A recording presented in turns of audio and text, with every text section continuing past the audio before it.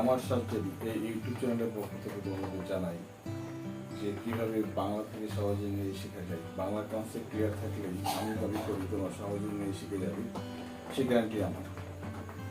আর তোমরা ধৈর্য ধরে চ্যানেলটি দেখছো, তো আমি ভীষণ খুশি।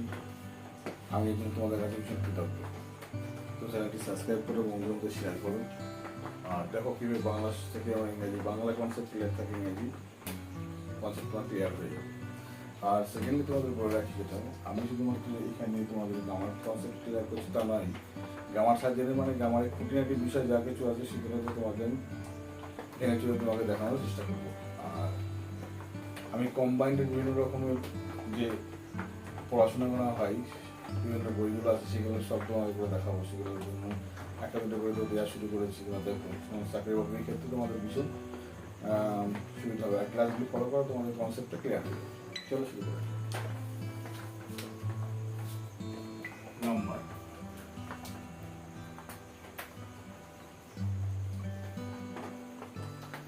বচন।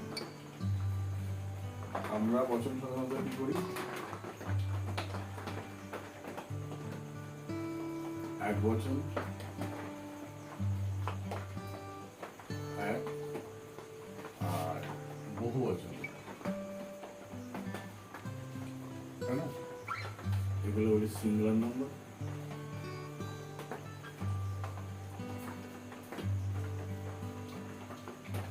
এটা বলি প্লুরাল নাম্বার।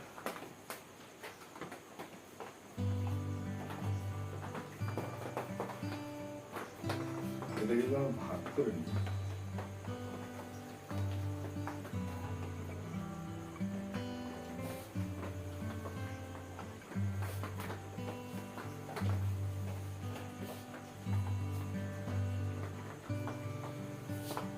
এই ঘরটা সিঙ্গুলার, এক বচন এই ঘর, এটা বহু বচন।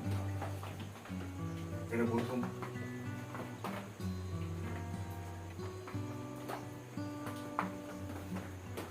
এটা প্রথম,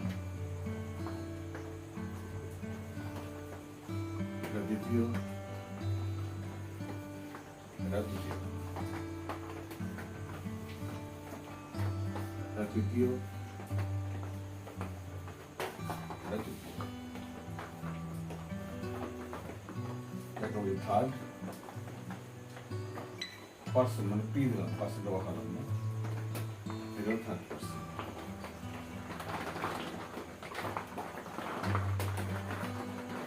সেকেন্ড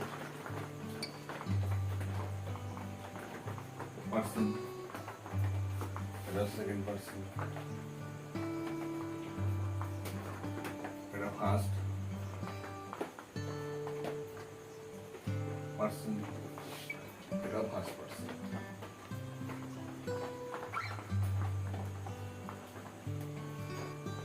ফার্স্ট পার্সন। এবার দেখি কে কে আছে। ফার্স্ট পার্সন কে আছে? আমি আছি, ইউ আছি, তুমি। আর এখানে কি আছে দেখো, এখানে আছে হি, শি, ইট, দিস, দ্যাট। যে কোনো এক বচন নাউন, যেমন বয়, কাউ, একটা আছে, ঠিক আছে? এখানে আছে দেখো উই, ইউ, দে,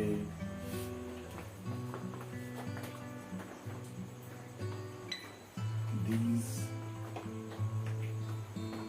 those। যে কোনো বহুবচন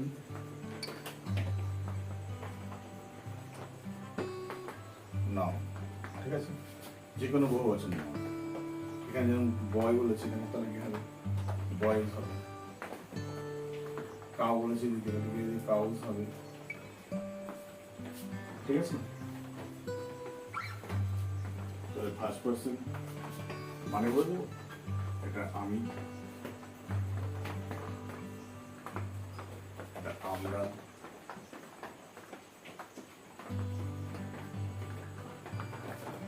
এটা তুমি বা তুই বা আপনি,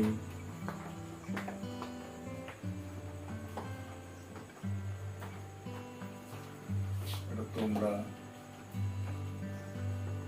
বা তোরা বা আপনারা।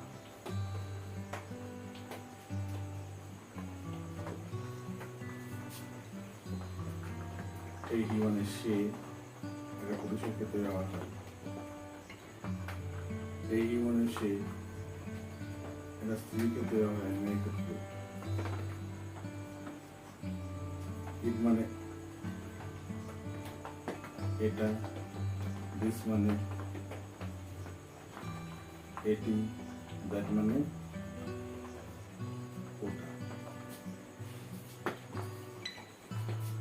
they মানে তারা বা ওনারা। these মানে এগুলি, those মানে ওগুলি। ক্লিয়ার? এই হলো এক বচন, এই হলো বহু বচন। ফার্স্ট পার্সন বলে দেখি, সিঙ্গুলার মানে এক বচন, সেকেন্ড পার্সন সিঙ্গুলার মানে এক বচন, থার্ড পার্সন সিঙ্গুলার নাম্বার। এটা ফার্স্ট পার্সন পুরাল নাম্বার, এটা সেকেন্ড পার্সন পুরাল নাম্বার, আর থার্ড পার্সন পুরাল নাম্বার। এইবার যদি আমরা দেখি যে এরপরে আমরা একটা ভিডিও দেখিয়েছিলাম, আমি আবার সেটা রিপিট করে দিই। এই ঘরে যদি ব্যবহার করতে কি ব্যবহার করবো আমি? এই ঘরে অ্যাম ব্যবহার করতে পারবো, এই ঘরে কি ব্যবহার করতে পারবো? এরপরে আর ব্যবহার করতে পারবো, এরপরে কি ব্যবহার করতে পারবো? এরপরেও আর ব্যবহার করতে পারবো, এরপরে কি ব্যবহার করবো? এরপরেও আর ব্যবহার করবো, এরপরে কি ব্যবহার করবো? এরপরে ইজ, এরপরে আর। তাহলে কনসেপ্টগুলো পুরো ক্লিয়ার। আমি অ্যামিজার কোথায় ব্যবহার করবো এই কনসেপ্ট যদি ক্লিয়ার থাকে তাহলে দেখবো সহজেই আমি কোথায় অ্যামিজার ব্যবহার করতে হয় শিখে যাবো, আমাদের কোনো অসুবিধা হবে না। ঠিক আছে? এবার মনে হলো আমি অ্যামিজার নয় অন্য কিছু শিখি, পরে কথা একই প্রসেস।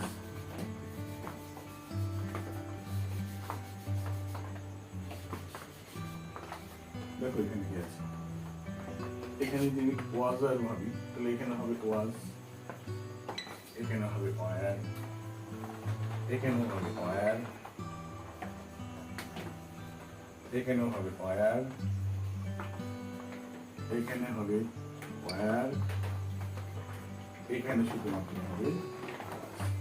তো দেখো ওয়াজের ধারণা কি হবে, এরপরে পার্সন আয়ার পরে ওয়াজের ভাগাতে পেরেছি, বাকি সবার পরে দেখো ঘর, এই ঘর, এই ঘর, এই ঘর আছে, মাত্র দুটো ঘরে কিন্তু আমি বস্তু করতে পারছি না, ওয়াজের করতে পারছি, আর বাকি ঘরে কিন্তু ওয়াজের করতে হচ্ছে না। কিন্তু চলো বন্ধুদেরকে ক্লিয়ার করি।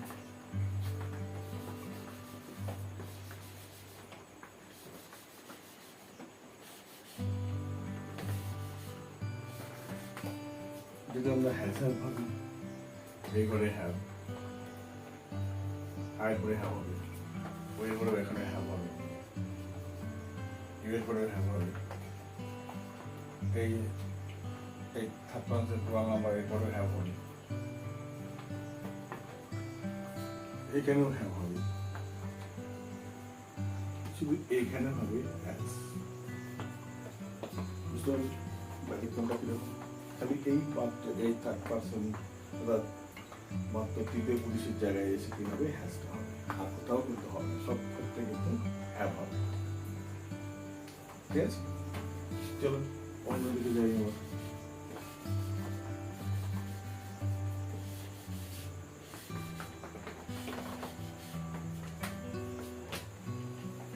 শ্যাল যদি ভাবি, তারপর এখানে হবে শ্যাল, এখানে হবে শ্যাল, বাকি সব এখানে হবে উইল, এখানে উইল, এখানে উইল, এখানেও হবে। ক্লিয়ার? শুধুমাত্র প্রথম দুটো করে শেয়ার বসু, বাকি সবার ক্ষেত্রে উইল বসে আছে। চলো অন্যদিকে ক্লিয়ার করি। যদি আমরা এই কনসেপ্টটা ক্লিয়ার থাকি তাহলে আমাদের এটা কখনো ভুল হবে না। এবার আমরা চাই দেখো, যদি হ্যাড বসি তাহলে সবার পরে হ্যাড বসি, সবার পরে হ্যাড, এখানেও হ্যাড, এখানেও হ্যাড, এখানেও হ্যাড, এখানেও হ্যাড, এখানেও হ্যাড, এখানেও হ্যাড। হ্যাডের ক্ষেত্রে কোনো বাধা নিয়ম কিন্তু নেই। এবার ধরো আমরা যদি এইগুলো না গিয়ে আমরা মোডাল ভার্বের দিকে যাই, তখনই দেখবো আমরা একই নিয়ম ফলো করি। মোডাল ভার্বের ক্ষেত্রে কোনো যদি এখানে মে বা ক্যান ব্যবহার করি, এখানেও তাই হবে। এখানেও মে বা ক্যান, এখানেও মে বা ক্যান, এখানেও মে বা ক্যান, এখানেও মে বা ক্যান, মানে এই কর্তাগুলোর পরে এগুলো ব্যবহার করতে হবে পারো। ঠিক আছে? আচ্ছা,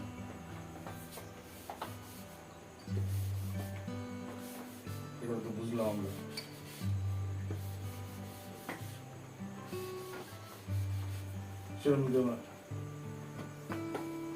সুদ বাহুলের ক্ষেত্রে দেখো কি ব্যবহার করতে পারি আমরা। এটার ক্ষেত্রে সুদ, এটার ক্ষেত্রে সুদ, এটার ক্ষেত্রে সুদ, এটার ক্ষেত্রে উইল, উড, এটার ক্ষেত্রে উড, এটাও সুদ, এটার ক্ষেত্রে উড। ঠিক আছে? তবে এখানে কখনো কখনো তুমি উড ব্যবহার করতে পারো, অসুবিধা নেই। এখানে এখানে উড ব্যবহার করতে পারো।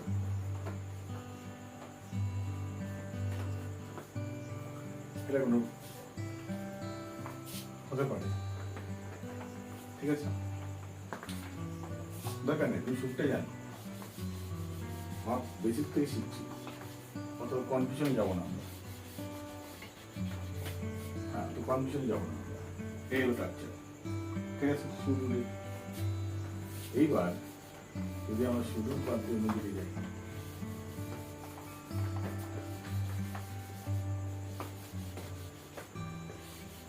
আমরা যত রকম মনের ভাড়া আছে, যদি মাসটা পরে বসি, এরপরে মাস, এরপরে মাস, এরপরে মাস, এরপরে মাস, এরপরে মাস, সব ক্ষেত্রে এর কোনো বাধা নিয়ম নেই। যেটা থাকবে ওটা ওটা থাকবে, তা নয় কিন্তু সব ক্ষেত্রে সমান।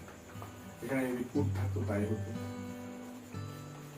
এখানে তাই হতো, এখানে তাই হতো, এখানে তাই হতো, এখানে তাই হতো, এখানে তাই হতো। এখানে যদি মাইট থাকতো তাহলে, যদি মাইট থাকতো এখানে তাই হতো, এখানে মাইট হতো, এখানে মাইট হতো, এখানে মাইট হতো, এখানে মাইট হতো। সব কটা মাইটের ব্যবহার কিন্তু একই রকম ব্যবহার করতে হবে। ঠিক আছে?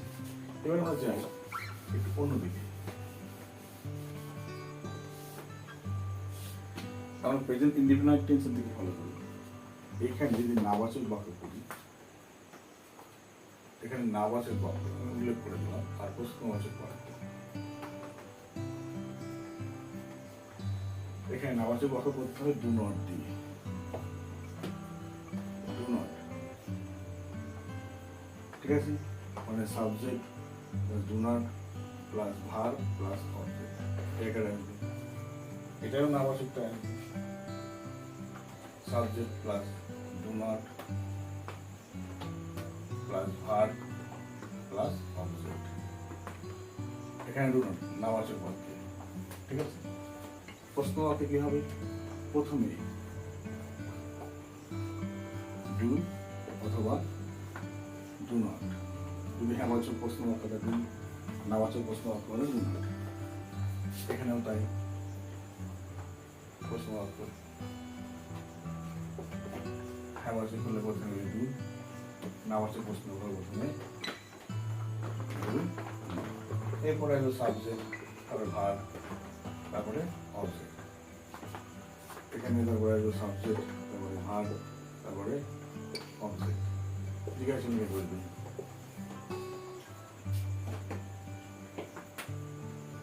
এই নিয়মটা এখানে ফলো করবো, এই নিয়মটা এইভাবে ফলো হবে, ঠিক আছে? এই নিয়মটা আবার এই নিয়মটা এইভাবে ফলো হবে, মানে এই নিয়মটা একই, এটাও একই নিয়ম ফলো করতে হবে, এটাও একই নিয়ম ফলো করতে হবে, ঠিক আছে? ডু নট বা ডুডি, ডু নট বা ডুডি, ডু নট বা ডুডি, শুধু এর ক্ষেত্রে আলাদা হবে। কি হবে? সাবজেক্ট, তারপরে ভার্ব, ডাজ নট, তারপরে ভার্ব, তারপরে অবজেক্ট, তারপর জিজ্ঞাসা। এই ঘরে ডাজ নট হবে, এর নাবাচক বাক্য ক্ষেত্রে গেল। আর প্রশ্ন বাক্য কি হয়ে যাবে? প্রশ্ন বাক্যের ক্ষেত্রে এটি ডাজ বা ডাজ নট বসলো, তারপরে সাবজেক্ট, তারপরে ভার্ব, তারপরে অবজেক্ট, তারপর জিনিস। ক্লিয়ার? শুধুমাত্র দেখো ডু নট বা ডাজ নট ব্যবহার হবে এই ঘরে, এই কটা ঘরে কিন্তু কোথাও ব্যবহার করা যাবে না। আচ্ছা, এটা তো গেল। একটা প্রশ্ন করা উচিত ছিল, সেই প্রশ্নটা কি দেখো, এটা তো বুঝলাম।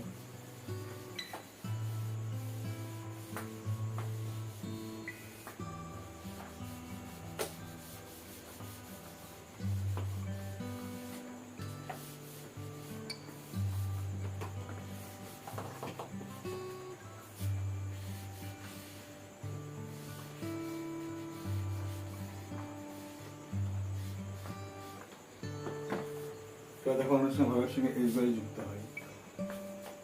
এখানে মূল ভার সাথে এস বা ইএস হবে না, এখানে মূল ভার সাথে এস বা ইএস হবে না, এখানে মূল ভার সাথে এস বা ইএস হবে না, এখানে মূল ভার এস বা ইএস হবে না, এখানে মূল ভার হাতে এস বা ইএস এখানে হবেই, এখানে মূল ভার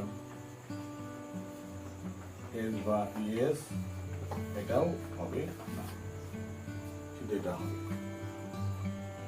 এস বা ইএস। একটা জিনিস বুঝিয়ে রাখি, যখন ভাবের সঙ্গে এস বা ইএস ব্যবহার করবো, মানে যখন বাক্যটাকে নাবাচক বা প্রশ্নবাচক রূপান্তর করে নিয়ে যাবো, তখন কিন্তু আর সেই এস বা ইএস কাজে লাগবে না, কারণ আমাদের তার পরিবর্তে এস বা ইএস এর পরিবর্তে ডাজ আগে নিয়ে এসছি। ডু নট লিখতাম আগে, সেটা ডাজ নট করে নিয়েছি, সেই কারণে এস বা ইএস এখানে যুক্ত হয়েছে, সেই জন্য ও ভাবের সঙ্গে এস বা ইএস যুক্তটা হবে না, ঠিক আছে? এইভাবে তোমরা আমার ক্লাসের সঙ্গে থাকো, আমার গ্যারান্টি দিচ্ছি তুমি অল্প দিনে তোমরা কী করবে, ইংরেজি শিখে যাবে। এরপরে আমি তোমাদের বিভিন্ন কম্বাইন্ড কোর্সগুলোতে যে ইংরেজি প্রশ্নগুলো, বিগত সালের প্রশ্ন বা কি সম্ভব যে প্রশ্নগুলো হয়, সমস্ত কিছু আলোচনা করবো, তোমার সঙ্গে পড়াবো। আস্তে আস্তে তোমরা সেগুলো করবে। আমি এটা বেসিকটাকে আমার আগে ঝালাই করে নিচ্ছি, যাতে তোমাদের পরবর্তীকালে অসুবিধা না হয়। Thank you, Jai Hind.